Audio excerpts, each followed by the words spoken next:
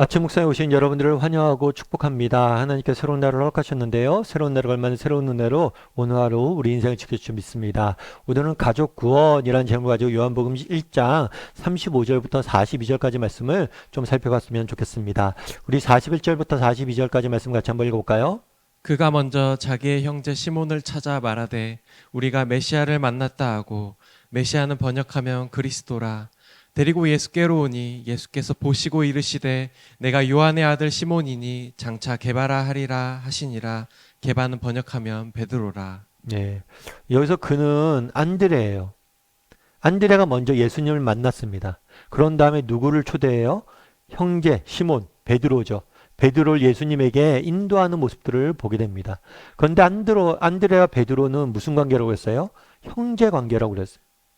그래서 안드레를 부르시고 그의 형제인 베드로를 함께 부르시는 모습들을 보게 됩니다. 그런데 예수님의 제자들을 보면 이렇게 형제들이 많아요. 요한과 야고보도 형제죠. 그래서 요한 같은 경우에는 사도 요한이지만 동시에 야고보의 형제 요한이라고 불러요. 그리고 안드레와 베드로 그리고 요한과 야고보는 서로 사촌지간이에요.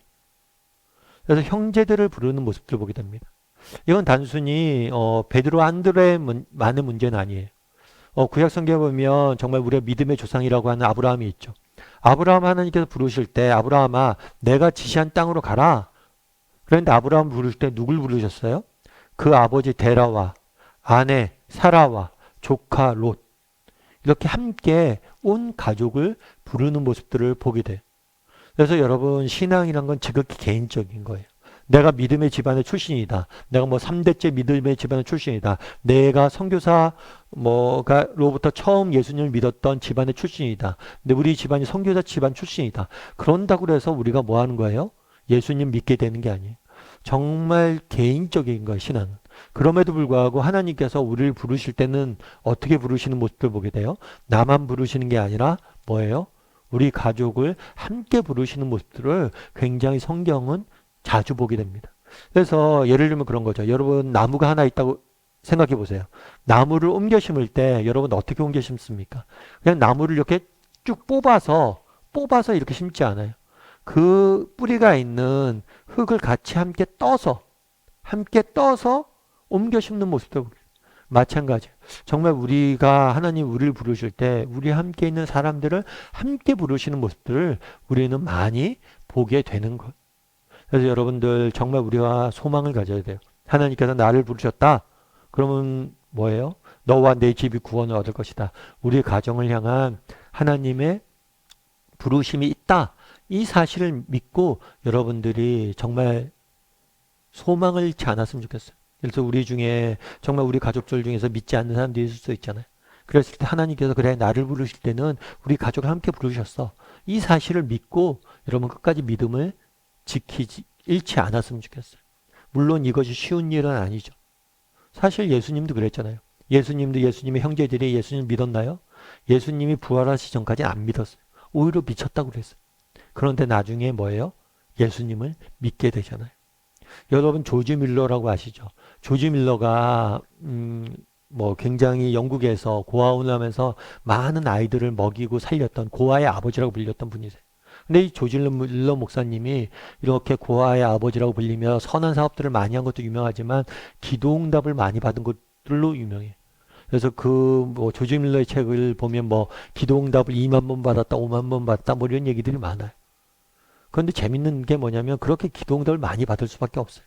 왜냐하면 조지 밀러가 예를 들면 그런 거예요. 친구가 5명 있었대요. 이 5명의 친구를 위해서 믿지 않는 5명의 친구를 위해서 기도하고 있었던 거죠. 그런데 한 명은 3년 만에 믿고 한 명은 5년 만에 믿고 한 명은 15년 만에 믿고 한 명은 20년 만에 믿고 그런데 마지막 한 명은 끝까지 믿지 않은 거예요. 그래서 많은 사람들이 조지 밀러도 응답되지 않은 기도가 있네 이렇게 생각을 했어요. 그런데 마지막에 이 마지막 한 명도 언제 믿었냐면 조지 밀러가 장례식 때 예수님을 믿었어요. 그런데 이 한 명을 위해서 마지막까지 조지 밀러가 몇 년을 기도했냐면 40년 넘게 기도했다고 그래요. 2만 번 이상 기도응답 받는 이유가 있어요. 왜요? 그만큼 기도응답 될 때까지 오랫동안 붙잡고 기도하는 거예요. 근데 우리는 그냥 쉽게 잊어버리는 거죠. 여러분 가족 구원도 마찬가지입니다. 정말 우리가 포기하지 않고 끝까지 정말 하면 하나님께서 반드시 이루실 거예요. 그런 믿음을 가지고 우리가 기도했으면 좋겠어요. 그런데 우리가 가족 구원할 때 중요한 한 가지 원칙이 있어요. 그건 뭐냐면 어저께도 제가 말씀드렸죠. 우리가 예수 메시아를 만났다. 먼저 안드레는 감격에 찼어요. 정말 기쁨이 넘쳤어요. 그리고 이 기쁨과 감격에 넘치는 모습들을 보면서 뭐예요? 예수님을 믿게 된 거예요. 마찬가지로 우리도 믿지 않는 사람들 있잖아요. 가족들이 있잖아요. 우리 가운데. 근데 정말 우리가 어떻게 예수님을 믿는지, 정말 우리가 어떻게 예수님을 바라보고 있는지, 어떻게 신앙생활을 하고 있는지 보고 있는 거. 보고 그것들을 통해서 자연스럽게 영향을 받고 정말 믿게 되는 거죠. 그러니까 가족 구원은 논리가 아니에요. 정말 우리가 복음에 대해서 잘 설명한다고 그들이 믿는 게 아니에요. 물론 설명도 해야 돼. 늘 복음에 대해서 이야기하고 설명도 해야 돼. 그런데 그건 논리적인 설명이 아니에요. 정말 진정성이에요. 내가 정말 예수님을 정말 이 영혼을 불쌍히 여기고 그리고 정말 내가 예수님을 만나서 어떤 기쁨, 즐거움들이 있는지 어떤 정말 행복을 누리고 있는지 이런 것들 자연스럽게 그들이 보게 하는 것. 그게 제일 중요합니다. 알더스 헉슬러라는 분이 계세요. 이분 같은 경우에는 무신론자예요. 헉슬러는 유명한 무신론자예요. 근데 이 사람은 무신론을 단순히 그냥 예수님을 안 믿는 것뿐만 아니라 무신론을 강력히 주장하고 믿는 사람들과 논쟁을 즐겼던 사람이에요. 그런데 이분이 한 번은 어떻게 뭐 여행을 갔는지 어떤 연유로 있는지 연유 때문이었는지 기독교인의 집에 머물게 된 경우가 있었어요. 그 기독교인 집에 홈스쿨링을 한 거죠. 잠깐 며칠 동안. 그런데 주일이 돼서 일요일이 돼서 교회를 이제 이 사람들이 믿으니까 교회를 가야 되잖아요. 그래서 교회를 가자고 그랬대요. 그런데 처음에는 안 간다고 했다고 그러죠. 그러면서 결국에 뭐 믿지 않는 사람이 안 가도 되지 하고 이렇게 안 갔는데 나중에 이 집사람한테 그런 얘기를 한 거예요. 뭐라고 했냐면 어떻게 그리스도인이 되었는지 저에게 말해달라고 그랬대. 근데 이 사람은 굉장히 논리적인 사람이에요. 그리고 무신론자예요. 근데 이 사람한테 자기가 어떻게 예수님 믿게 됐는지 말해달라고 그러니까 이 사람이 저 못한다고 교회에 가서 목사님한테 얘기 들으라고 난 못한다고 그런 얘기를 했대. 왜냐면 이 사람 워낙 똑똑하고 논리적이니까 자기가 괜히 말끝냈다가 저기 이상하게 될까봐 자신이 없다고 이야기한 거예요. 그런데 그 사람이 계속 부탁한 거예요. 자연스럽게 얘기해달라고. 그래서 그냥 이 사람이 자신이 만난 하나님에 대해서 그냥 진솔하게 얘기했대. 뭐 논리적으로 얘기한 것도 아니죠. 그랬더니 헉슬라는 사람의 눈에서 눈물이 고였다고 그러더라고요. 사실 그 이 이야기를 읽으면서 그런 얘기를 하는 거예요. 결국에 사람의 마음을 움직이는 건 논리가 아니에요. 어떤 진정성이란 거죠. 내가 정말 예수님을 만나고 정말 예수님 안에 거하고 그 거하는 가운데 기쁨을 누리는 것. 이것이 우리 전도의 가장 중요한 무기가 된다는 것. 그리고 우리 자녀들, 우리 가족들도 정말 암암리에 그것을 본다는 것. 그게 중요하다. 여러분 오늘은 가족 구원에 대해서 정말 안드레가 베드로를 초청하는 전도하는 모습들을 통해서 가족 구원에 대해서 우리가 좀 살펴봤습니다. 무엇보다도 여러분 우리 한 명을 부를 때 우리 가족 전체를 부른다는 그런 가족 구원에 대한 소망을 잃지 않았으면 좋겠어요. 하나님께서 반드시 부르시고 이루실 거라는 그런 믿음들을 가졌으면 좋겠어요. 우리가 끝까지 포기하지 않는 믿음이 있었으면 좋겠습니다. 또한 정말 우리가 가족을 구원함에 있어서 중요한 건 우리가 먼저 예수님에게 빠지는 것. 정말 그분을 진심으로 믿고 진정으로 믿고 그를 소망하는 것. 그럼 이런 진정성들이 결국에 말하는 거거든요. 그래서 우리가 가족권에 대해 두 가지 살펴봤는데요. 그 소망을 가지고 정말 우리가 먼저 예수님을 진심으로 기뻐하고 감격에 빠질 줄 아는 사람들이 되었으면 좋겠습니다. 우리 함께 기도했으면 좋겠는데요. 기도하실 때 오늘 말씀 기억하면서 기도했으면 좋겠습니다. 특별히 오늘은 가족 구원에 대해서 살펴봤습니다. 가족 구원에 대한 소망을 잃지 않게 해달라고 기도해 주시고 또 내 삶의 모습을 통해서 정말 그리스도가 전파되는 역사가 나타나게 해달라고 기도해 주시고 그리고 또 기도하실 때 정말 우리 시간 혹시라도 우리 가족 중에 믿지 않는 사람이 있다면 그 사람을 위해서 그 사람의 영혼을 위해서 함께 기도하는 시간이 되었으면 좋겠습니다. 이 시간 함께 기도하도록 하겠습니다. 같이 기도하시겠습니다.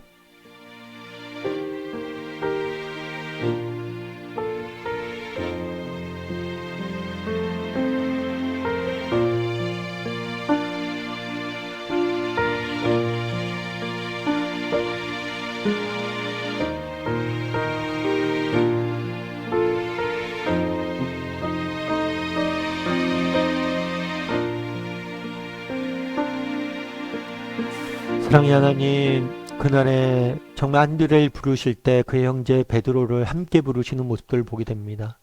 정말 주 예수를 믿으라, 그리하면 너와 내 집이 구원을 얻을 것이라고 말씀하셨습니다. 정말 저희를 부르실 때는 우리 가정을 향한 구원의 계획이 있음을 믿습니다. 그런 믿음을 가지고 끝까지 소망을 잃지 않는 우리 모두가 될 수 있도록 주여 붙잡아 주시옵소서. 정말 우리가 가정에서 정말 믿음의 사람으로서 정말 우리가 우리의 삶을 통해서 그리스도가 증거되길 원합니다. 우리가 먼저 정말 예수님을 만난 기쁨과 감격이 우리의 삶에 있어야 되겠습니다.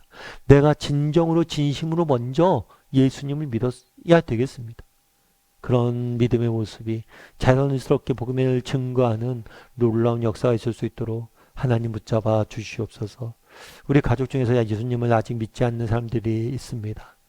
하나님 그들을 불쌍히 여겨주시고 너무 더디 응답하지 마시고 그들이 속히 주님 안으로 돌아올 수 있는 역사가 우리 삶 가운데 일어날 수 있도록 하나님 붙잡아 주시고 일하여 주시고 정말 하나님 역사하여 주시옵소서.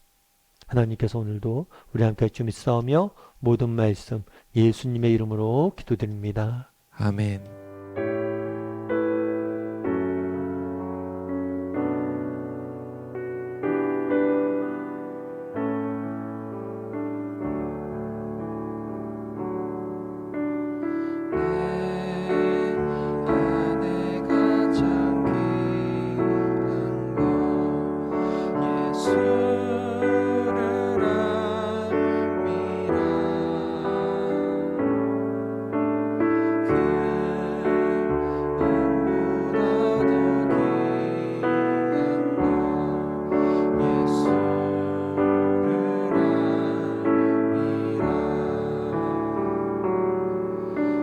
세상